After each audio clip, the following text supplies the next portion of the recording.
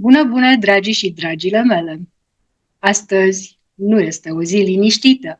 Este o zi care scoate adevărul la suprafață. 28 martie 2026 vine cu vibrația 23.5, o energie care nu mai permite amânare, mască sau compromis fals. Și ceea ce este cu adevărat interesant este că această energie nu se manifestă doar în viața noastră personală, ci și la nivel global, inclusiv în zone tensionate, precum Orientul Mijlociu. Și ceea ce este cu adevărat interesant este că această energie nu se manifestă doar în viața noastră personală, ci și la nivel global, inclusiv în zone tensionate, așa cum este Orientul Mijlociu.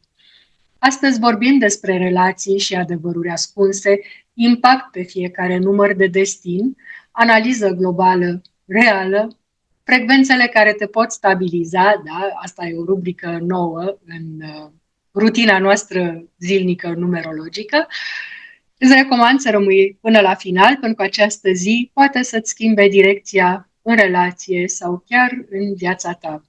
Energia zilei 23.5 este o vibrație de schimbare rapidă, libertate și revelație. Este genul de energie care nu întreabă dacă ești pregătit, ci îți arată direct adevărul.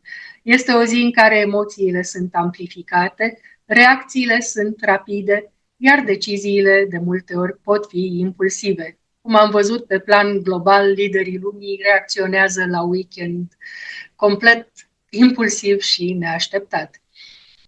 Dar în același timp este și o zi de eliberare karmică profundă. Tot ceea ce ai evitat revine. Tot ce ai ignorat se cere rezolvat. Pentru relațiile noastre este o zi de adevăr. Energia 5 aduce dorință de libertate, nevoia de spațiu, conversații uneori incomode, dar foarte necesare. Pentru unii aceasta este o zi de reconectare, pentru alții poate fi o zi de separare, pentru că energia spune clar, nu mai poți continua în minciună. Numerele de destin. Destin 1. Astăzi simți nevoia să conduci relația, dar atenție la impulsivitate. Nu forța deciziile.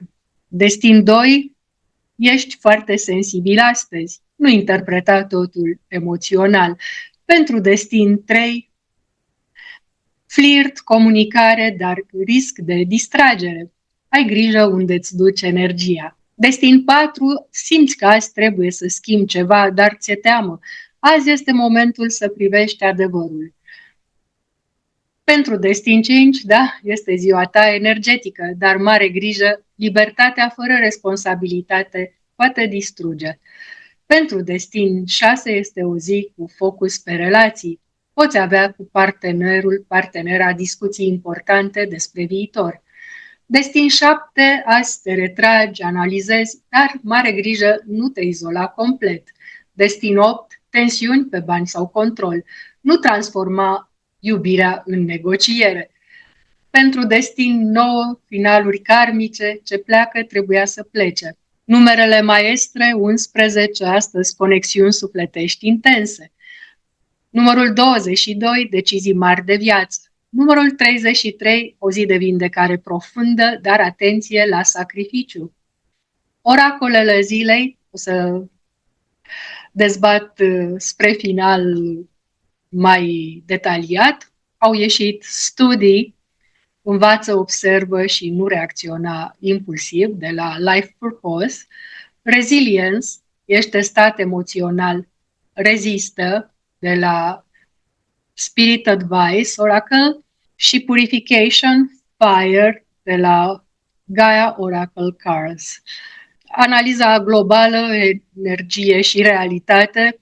Analiza aceasta, cum am spus, se bazează pe informații publice din mass media pe care le interpretăm prin energia vibrației numerologice a zilei. Vibrația 5 aduce instabilitate, reacții rapide, decizii neașteptate.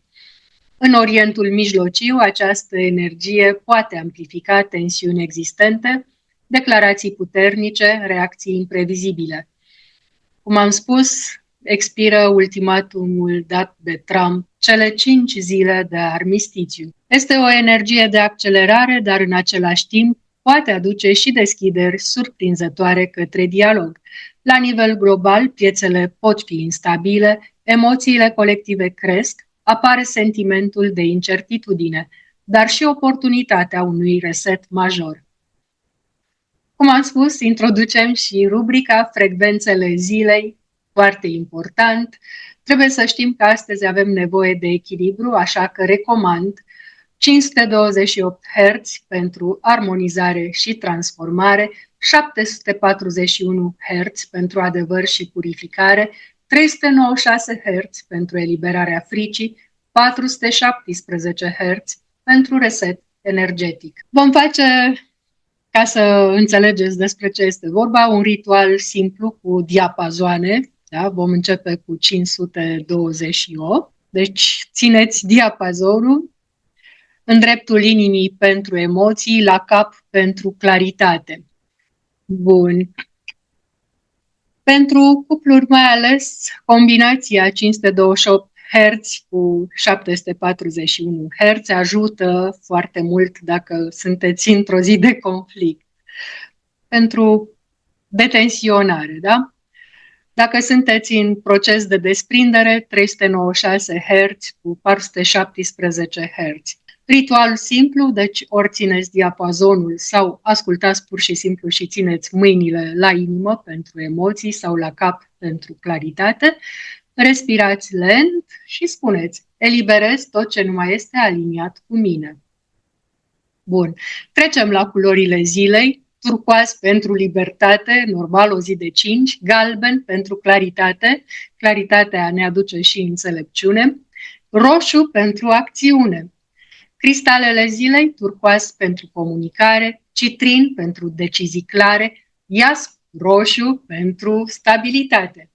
Mesajul zilei este: schimbarea nu vine să distrugă, ci să elibereze. Sfatul este: nu lua decizii impulsive în relații, ascultă înainte să reacționezi, observă tot ce se repetă, fiindcă acolo este lecția.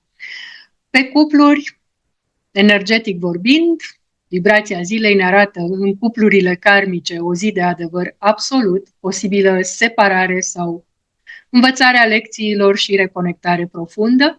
În cupluri stabile, discuții necesare pentru evoluție și, ca de obicei, sinceritatea este cheia. Pentru conexiuni noi, atracții intense, rapide, dar atenție la iluzii. Cinciul ne predispune la o iubire de o vară sau de o seară. Bun. Această zi, cum am spus și mai devreme, nu este despre liniște, este despre adevăr, libertate și alegere. Energia 23.5 nu ne întreabă: ești pregătit? Ci ne spune: este timpul. Personalitatea zilei pe care o vom analiza este domnul Nicușor Daniel Dan, care dorește o schimbare de nume, fiind un eveniment major și complex, cu consecințe nu doar asupra carismei dumnealui, ca să zic așa. Am considerat necesar să fac film separat, o să las link în descrierea numerologiei zilei și chiar vă recomand să ascultați cu mare atenție ce poate să aducă această schimbare, mai ales în luna aprilie a acestui an. O zi frumoasă în continuare, weekend plăcut și ne revedem la numerologia zilei și mâine